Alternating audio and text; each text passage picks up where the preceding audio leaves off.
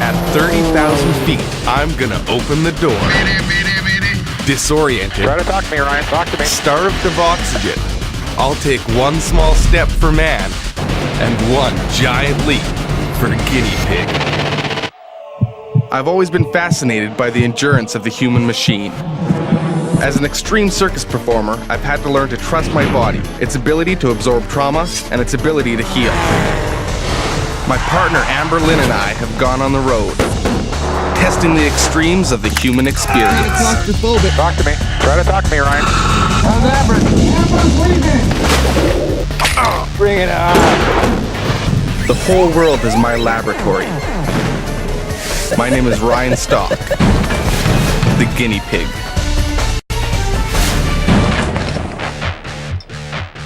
At sea level, constant air pressure around us keeps our body's systems working. What happens when you play with that pressure? Mint? Mint.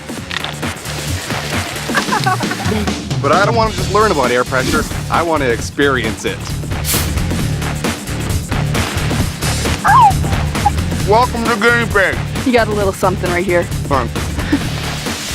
Just like the lid keeps the pressure on the soda, Earth's dense atmosphere keeps a certain amount of pressure on us. But the higher up you go, the more that pressure thins out, until there's almost nothing left to breathe. To get a taste of that kind of altitude, I'll boldly go where only a handful of civilians have ever been. 30,000 feet above ground in a depressurized airplane. You know, one with the door wide open.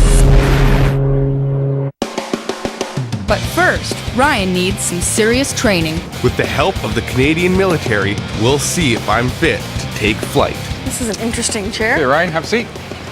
This chair is called a Barony chair. The primary function is to demonstrate to all of our initial pilots coming through the school, you have to rely on the instruments in order to have safe flight.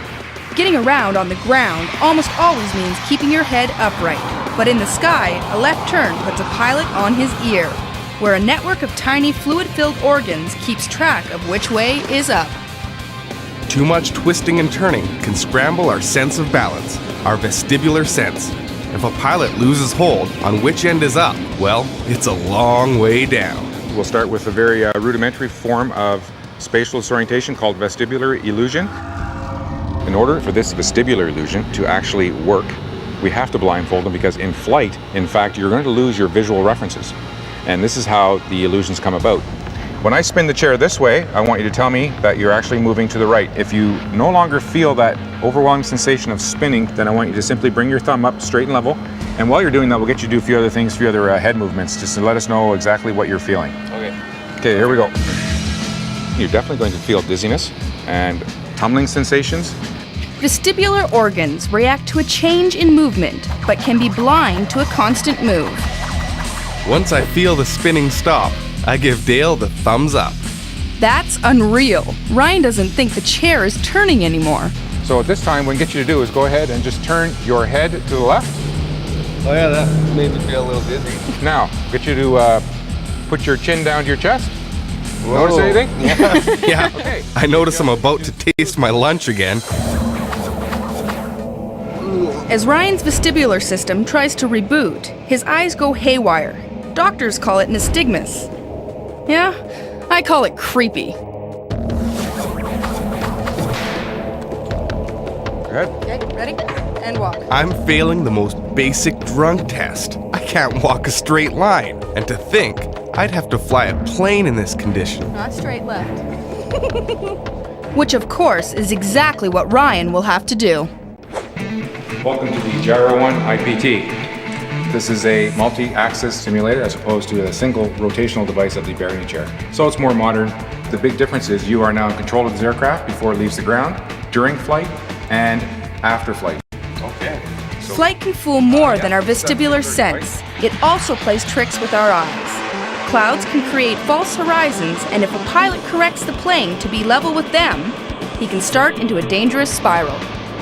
If a pilot doesn't trust his instruments, he'll continue flying in that spin, which can lead down and crash. We'll see if I can ignore all those illusions and keep my plane in the air. Okay, test 1, 2, 3. Do you hear me, Ryan? I'm ready. Okay, go ahead and initiate the profile. Here we go. Maintain 20,000 feet at 150 knots. Pull the nose up, apply full right rudder and full right aileron. Allow the aircraft to spin. Wait for my call to recover. Be careful, pull up, you don't want you to hit the ground either. I'm getting a lot more comfortable at the controls now. When we start the spin, I know I'll be able to handle my aircraft. Reach down, touch those controls. Whoa, that's pretty dizzying. Okay, I spoke too soon. I don't feel any nausea, but if I turn my head, I definitely feel that. Ryan's ears are telling him he's holding still. His eyes are telling him he's turning left. Recover now. Recover now. He's officially lost his senses. You okay, Ryan? I don't know, I crashed. Yes, you did. I guess I'm not okay then. Despite all of Dale's warnings, I was convinced I was flying straight and level Recover now. until I crashed and burned. Space orientation is a major cause of mishaps still today. So this is very, very important in our training for all of our initial pilots. As a pilot, I have to ignore what my eyes and ears are telling me and trust my instruments completely. But there are some sensations from my body that will save my life. I'm starting to feel symptoms. Mayday, mayday, mayday.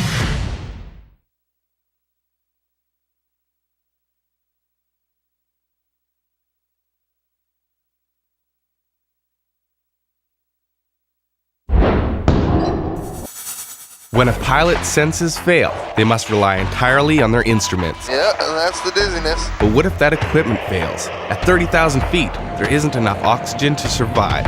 Extra air is pumped into the cabin, but a failure in that system can have tragic results.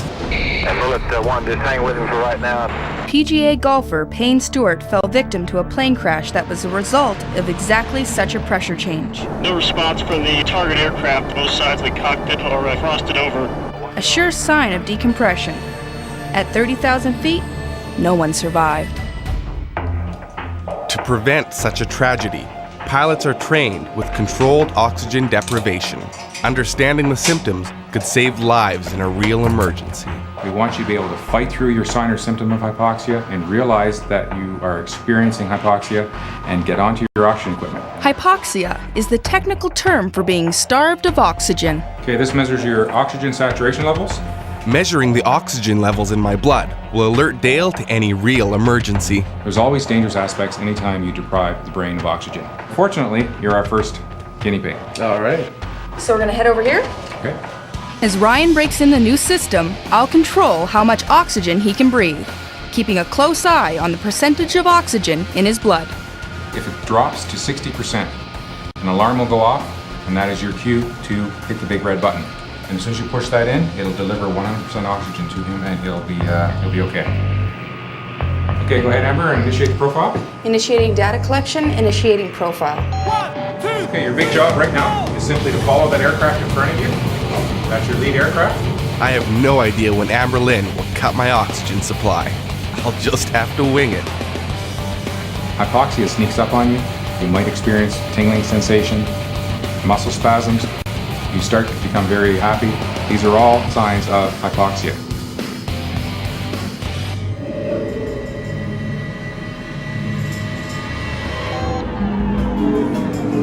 Okay, he's starting to descend. He's probably going back down to 30,000 feet, so you go ahead and descend as well.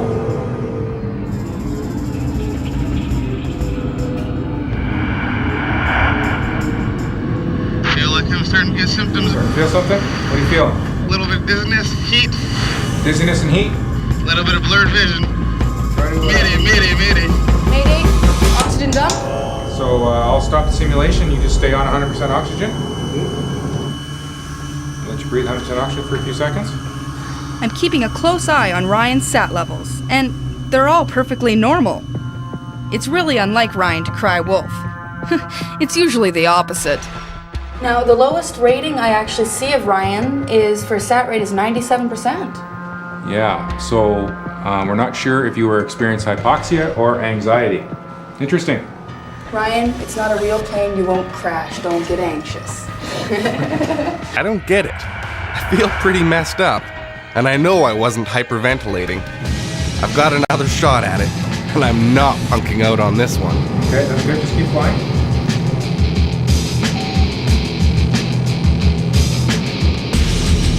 And what's your separation now? Separation is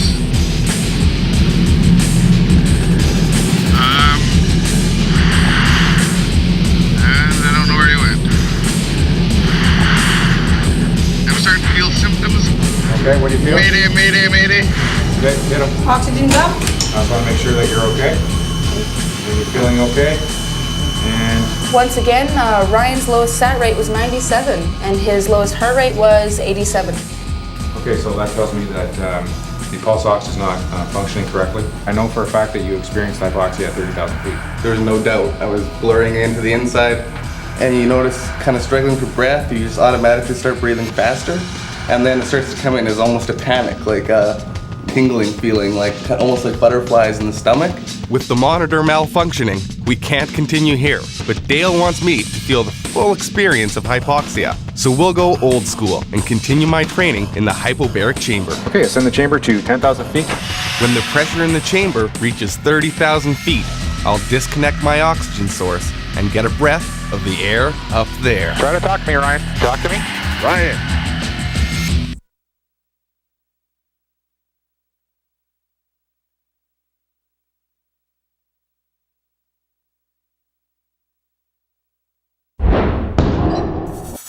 Recover now. I took a spin through flight training and lost control. Got starved of oxygen, and now Mayday. I'm back for more, to experience the full effects of hypoxia in a more dangerous scenario, the hypobaric chamber. I'll turn you over to Master Corporal Keegan, and he will go through the process of making sure that you're good to go for today's flight. Excellent. Abby? And before we go over the only couple of points I want to make out, do you have gel in your hair? I'm kind of seeing that you do. Yeah. With 100% oxygen and the gel together, could spontaneously combust. Locked in a pressure chamber with my hair on fire is not a warming thought. Even his beard has to go. He'll need a perfect seal with the breathing mask to survive the hour-long flight. We're just going to hook you up to our oxygen system. So now once we put the mask to your face, you're going to be able to breathe. At 30,000 feet, the chamber will be depressurized. What I want you to do is take a breath in and hold. Less than 1/10 the normal Clear there. oxygen in the air. Feel any leaks? No leaks. No leaks? So we got a good seal and we're ready to go. The chamber recreates the effects inside a plane. A giant vacuum sucks out most of the air, dropping both oxygen levels and atmospheric pressure. But if the drop happens too fast, nitrogen in Ryan's blood will bubble up like the fizz in a soda. If it's really sudden, the results can be disastrous. Things are going to happen pretty quickly. A lot of things are going on at the same time, so I need to know that you understand exactly what is expected of you at all times throughout the flight. Okay, bring this down. We have what's called an inside observer. He'll come in, he's going to be breathing oxygen on the same system as you, only difference is he's not going to become hypoxic. If you have any problems whatsoever, he's here to help you. At maximum altitude, I'll unhook my oxygen. The captain won't. I can guarantee you that our school will provide you with a good case of hypoxia. Inner door is closed and docked. Okay, ascend the chamber to 10,000 feet. Maybe a little bit harder to exhale. As we climb, all the gases in the chamber expand. The balloons are getting pretty big. Yeah, the balloons are pretty big all around you. Oh, there goes one. We're almost there now. What I want you to do is go down to your regulator and put it back into the normal position. Now I want you to landmark your bayonet fitting on my countdown. 3, 2, 1, disconnect. Okay, you're on your own. Disconnected from my oxygen, I take a deep breath of that empty air. Okay, we're 40 seconds into the hypoxia demonstration. Just carry on.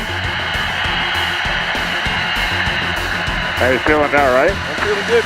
So it's about a minute and 30 seconds into the demonstration. Okay, Ryan, talk to me. How are you feeling now? Starting to feel a little bit dizzy. Okay.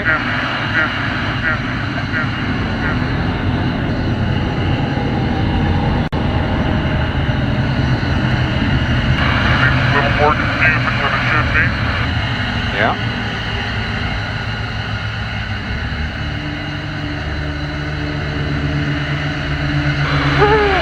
Okay, so go ahead, go back to juggling again. How you making out? A little busy. Want to try again? Yeah.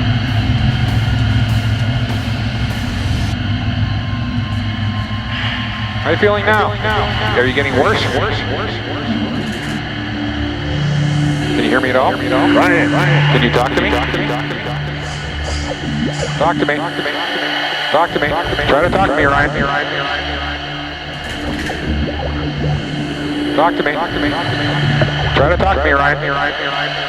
It's time to hook back up. I want you to hook your mask up. Hook back up.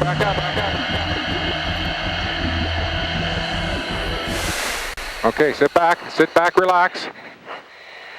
Take some deep breaths, just relax. You get a little bit tingling in your hands or anything? A little bit of tingling in my hands, a little bit of lightheadedness, a little bit weird. Feel like you can breathe. That's really weird, buddy. Kind of starts to feel like a little bit heavy, a little tight-chested. You kept telling us, I'm dizzy. I don't remember that. No? There was an entire portion where we were talking to you, you no longer responded. You look like some lost child, and I've never seen you in this bewildered, like, oh, he looks vulnerable. It's kind of a weird experience for me. Yeah, no, it'd be a pretty vulnerable state. You definitely couldn't fly a plane in that situation. I mean, you couldn't tie your shoes. As if that wasn't enough, it's time for the real thing. The highest skydive a civilian can do. Keep talking. Secure your mask! Secure your mask! It will take your breath away.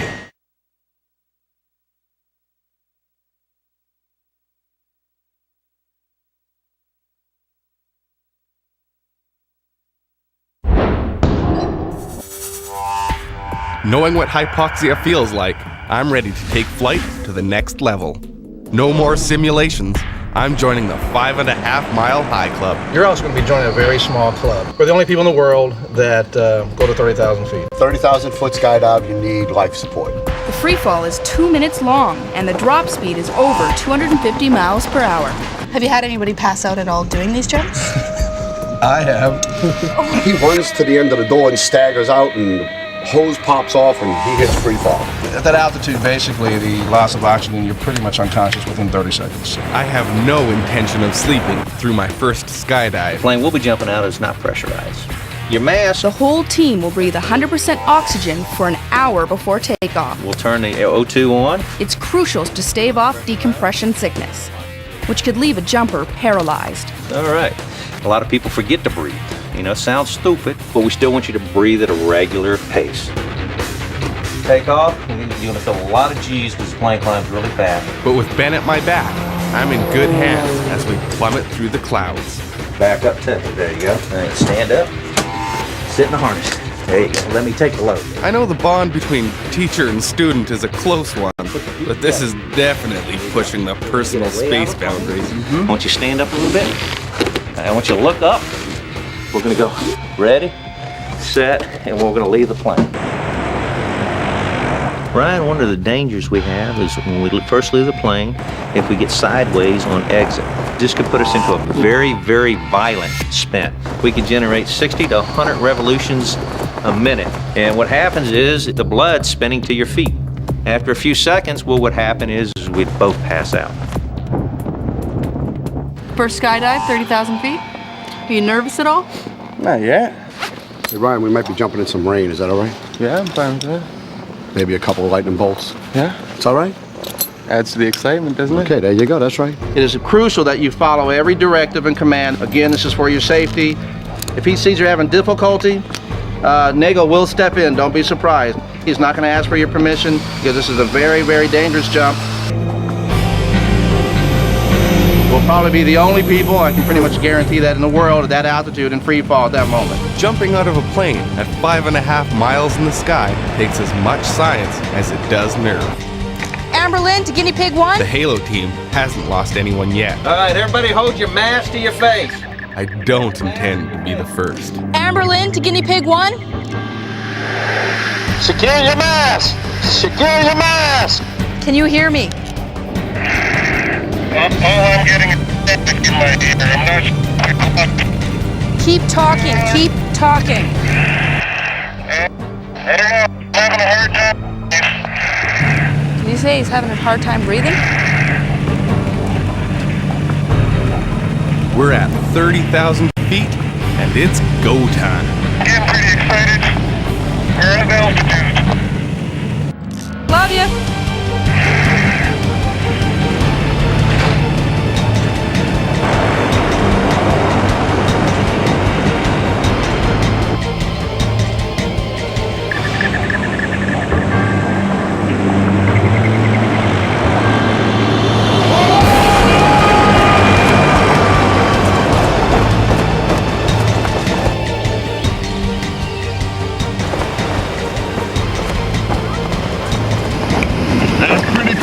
That's pretty cool, huh? Yeah.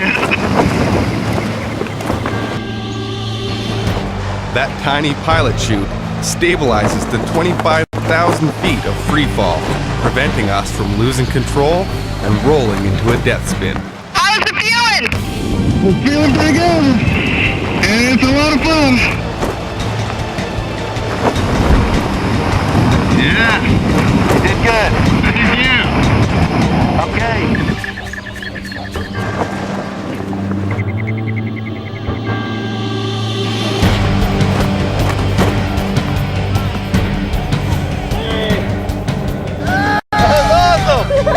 Fantastic skydive! That was awesome. One kick ass!